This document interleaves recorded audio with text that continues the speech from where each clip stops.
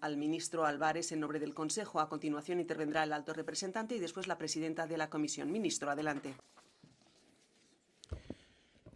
Estimada presidenta del Parlamento Europeo, estimada presidenta de la Comisión, estimado alto representante, señorías, esta mañana amanecemos sobrecogidos por el atroz ataque al hospital Al-Ahli, que deja cientos de víctimas palestinas.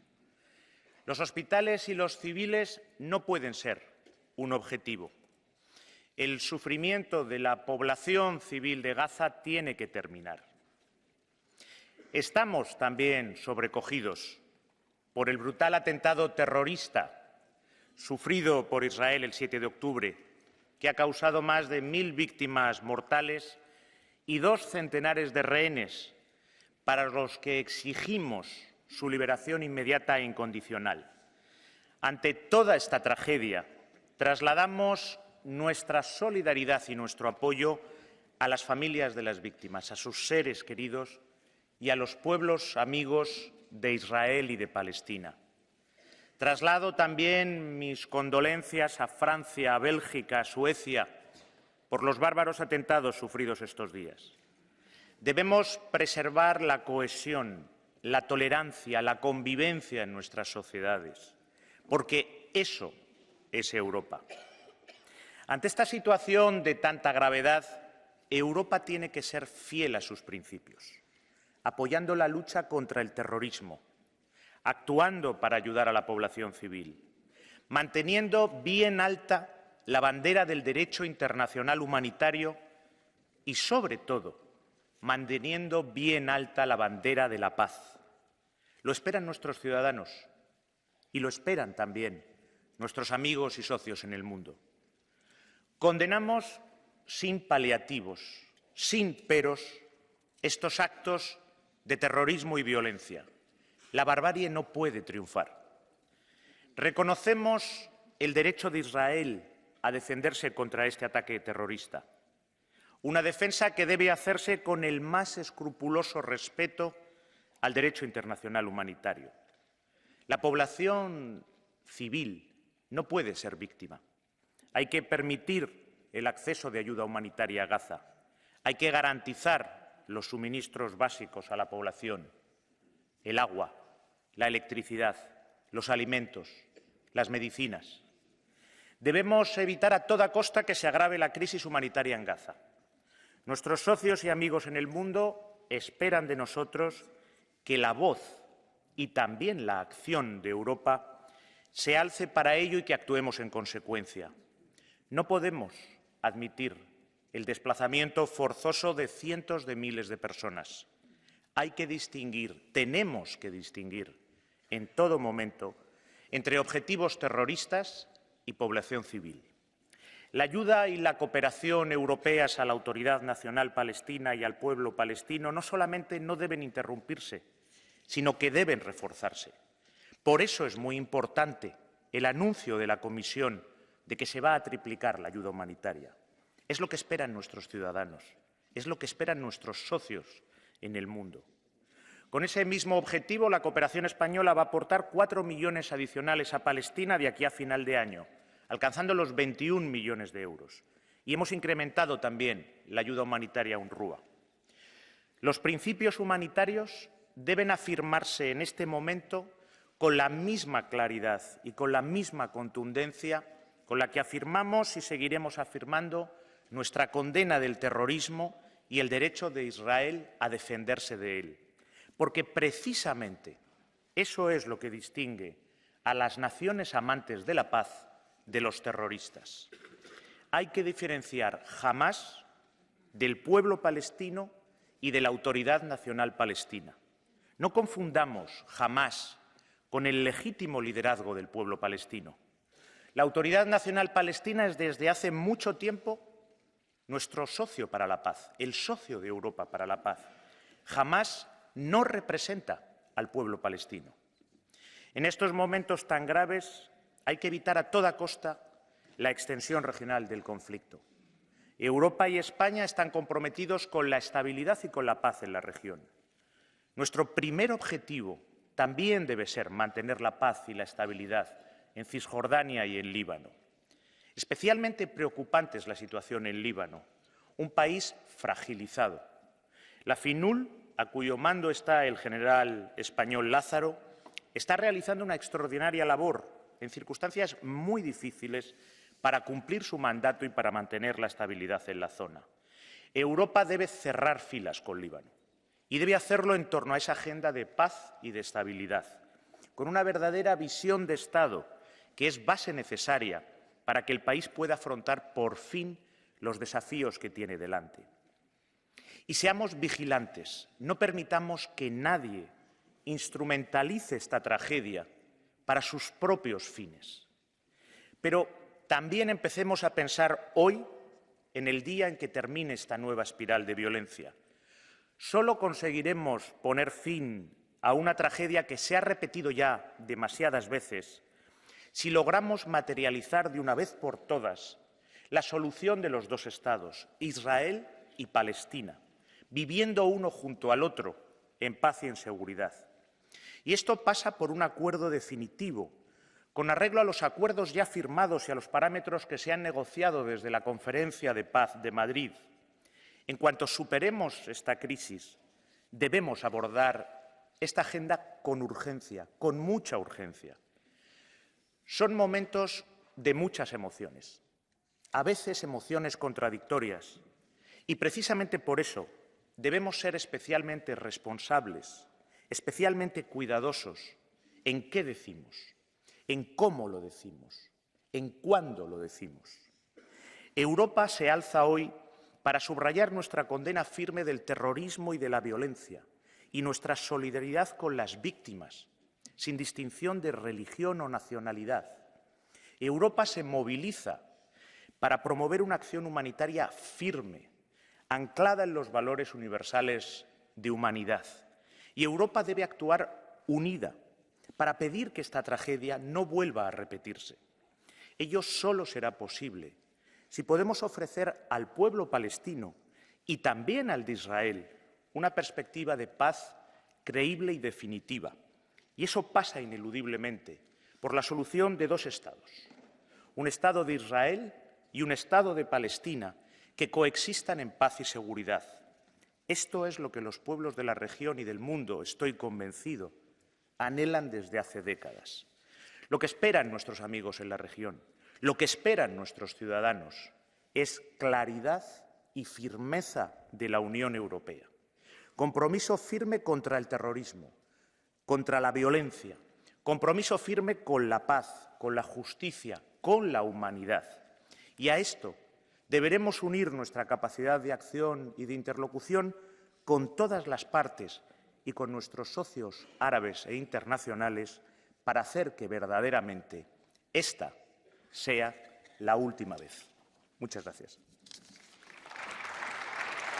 Thank you very much, Minister. I give the... Muchísimas gracias, señor ministro. Tiene la palabra a continuación el alto representante de Asuntos Exteriores, el señor Borrell.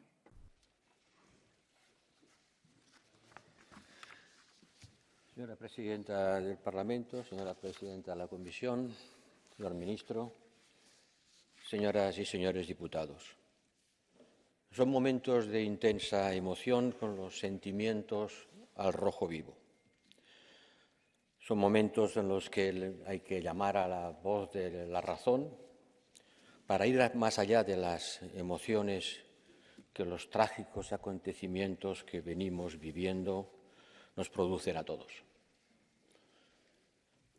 Todos hemos condenado el horror indescriptible de los ataques que ha sufrido Israel, de esos ataques contra la población civil que han dejado tantos muertos, afectado a tanta gente indefensa en un momento en el que estaban celebrando la vida y se han encontrado de bruces con la muerte. Repitámoslo una vez más y también digamos que Israel tiene, como no, el derecho a defenderse, lo ha tenido siempre y cualquiera que se viera atacado de esta forma tan brutal tendría el derecho a defenderse. pero creo que todos estamos unidos en decir que el derecho a la defensa, como todos los derechos, tiene los límites, y en este caso son los límites que marcan el derecho internacional y, en particular, el derecho internacional humanitario.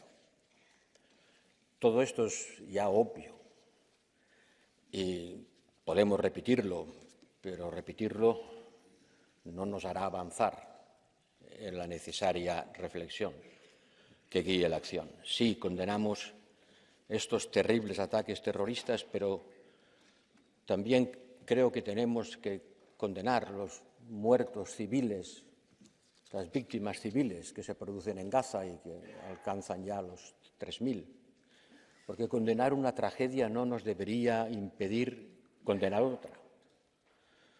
Mostrar nuestra piedad por los muertos víctimas de los ataques terroristas no nos debería, y no nos lo hace, impedir el demostrar también nuestro sentimiento por otros muertos. En estos momentos trágicos, creo que la Unión Europea debe basar su respuesta en 4 principios: la firmeza, la humanidad, la coherencia y una actitud política proactiva frente a este conflicto. La firmeza empieza con la clara condenación de Hamás, a los que, como ha dicho el ministro, no se le puede identificar con el pueblo de Palestina. Para nosotros Hamás es una organización terrorista y bien que lo ha demostrado con sus actos los últimos días. Hamás ha estado boicoteando cualquier intento de hacer la paz. Se ha opuesto a las resoluciones de las Naciones Unidas y de la Liga Árabe, que abrían un camino para el acuerdo de paz posible entre Israel y Palestina. Hamás quiere hacer desaparecer a Israel, no quiere la paz, quiere la destrucción. Pero también está haciendo con sus acciones imposible que los palestinos alcancen también una paz justa. Ellos también son víctimas de Hamás y por eso no podemos hacerles responsables a todo el pueblo palestino y a todos los habitantes de Gaza de la acción terrorista de Hamás. La firmeza pasa también por pedir la liberación de los rehenes. Y eso enlaza con el segundo línea de acción, que es la humanidad. Las guerras también tienen sus reglas. Las guerras son atroces y lo que hemos visto, lo que hemos explicado sin saber todavía a quién atribuir la autoría de la matanza en ese hospital es otra de las caras horribles de la guerra. Pero las guerras también tienen sus reglas y están acuñadas en el derecho internacional. Y lo hemos dicho en varias ocasiones referidos a otros conflictos. Cortar el agua y los suministros básicos de una población no es compatible con el derecho de la guerra. En este momento no hay ya más agua en Gaza. Y hay más de 3.000 muertos y una cuarta parte de ellos son niños. No podemos hacer responsables a todos los gazaríes de las acciones criminales de Hamás. El tercer principio es la coherencia política. Y en eso creo que podemos decir que todos estamos unidos en lo que acabo de decir, en el rechazo a Hamás y a la petición de que se respete el derecho internacional humanitario por parte de todo el mundo y que se acaben los ataques contra los civiles indefensos, estén donde estén. Y tenemos que hacer de manera que la acción de los Estados miembros, de cada uno de ellos, sea compatible con una acción común de la Unión y que las políticas comunitarias también lo sean. Y eso plantea la cuestión de la ayuda a la autoridad palestina y la cuestión de la ayuda humanitaria a las víctimas de Gaza y la decisión de la presidenta de la Comisión de multiplicar por 3 nuestra ayuda humanitaria es una buena muestra de esta coherencia política. Desgraciadamente, la ayuda humanitaria tiene que entrar y no puede entrar porque todavía están cerradas todas las vías de acceso. El ministro egipcio de Exteriores pide una y otra vez que cesen los bombardeos contra las infraestructuras que permitirían el paso de esta ayuda humanitaria urgente. Y el cuarto es, quizá en este momento, aquel sobre el que tenemos que invertir más energía política, que es una actitud proactiva para resolver este conflicto.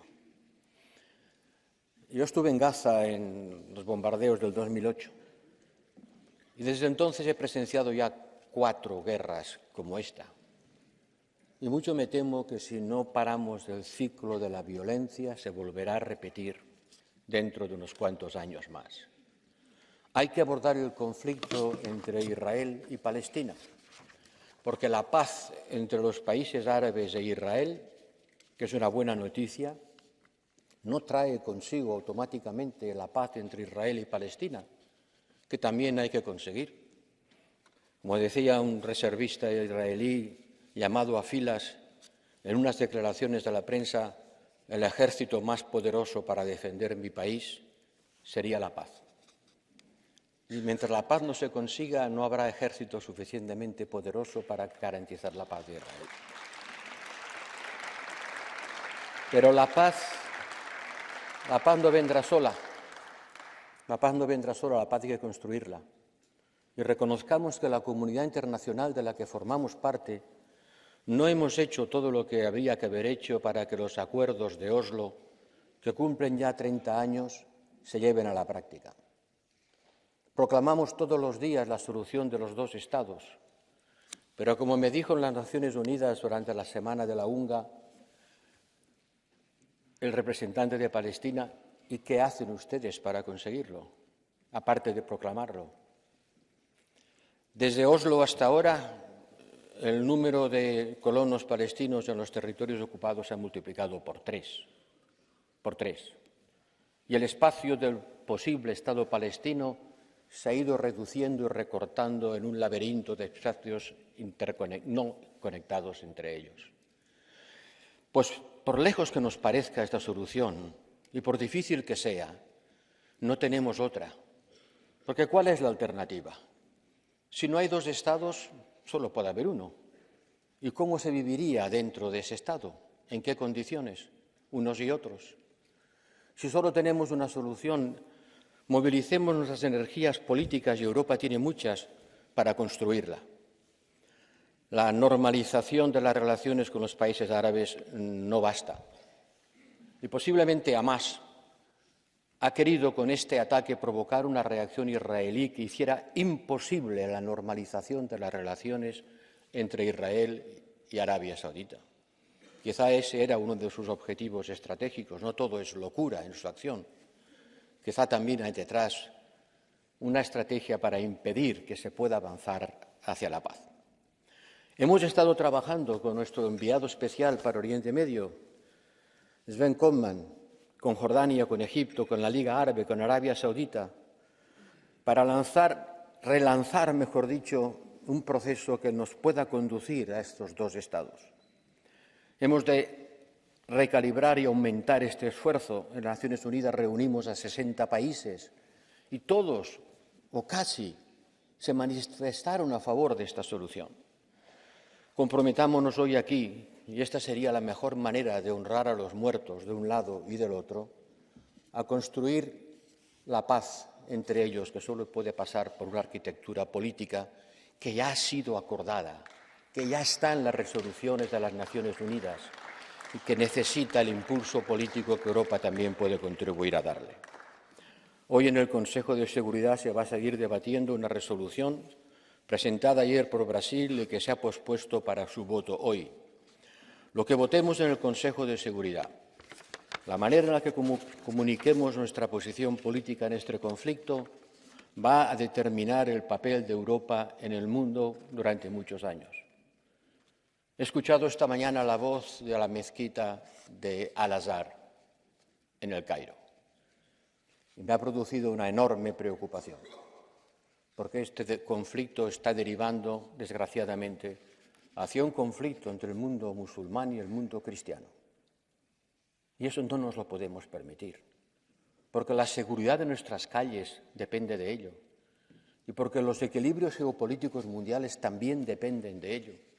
Hemos de hacer un esfuerzo gigantesco para conseguir evitar esta deriva, evitar que el conflicto se extienda a la frontera con el Líbano. Ayer estuve hablando con el ministro iraní, como tantos otros ministros con los que he estado permanentemente en contacto desde que en Omán conseguimos un acuerdo en una comunicación conjunta entre los países del Golfo y los países de la Unión Europea que decía lo fundamental que creo que debe guiar nuestra acción. Sí, firmeza, humanidad, coherencia y compromiso político para conseguir salir de esta situación y construir una paz duradera. Muchas gracias. Thank you to the High Representative. I give the floor. Gracias, señor.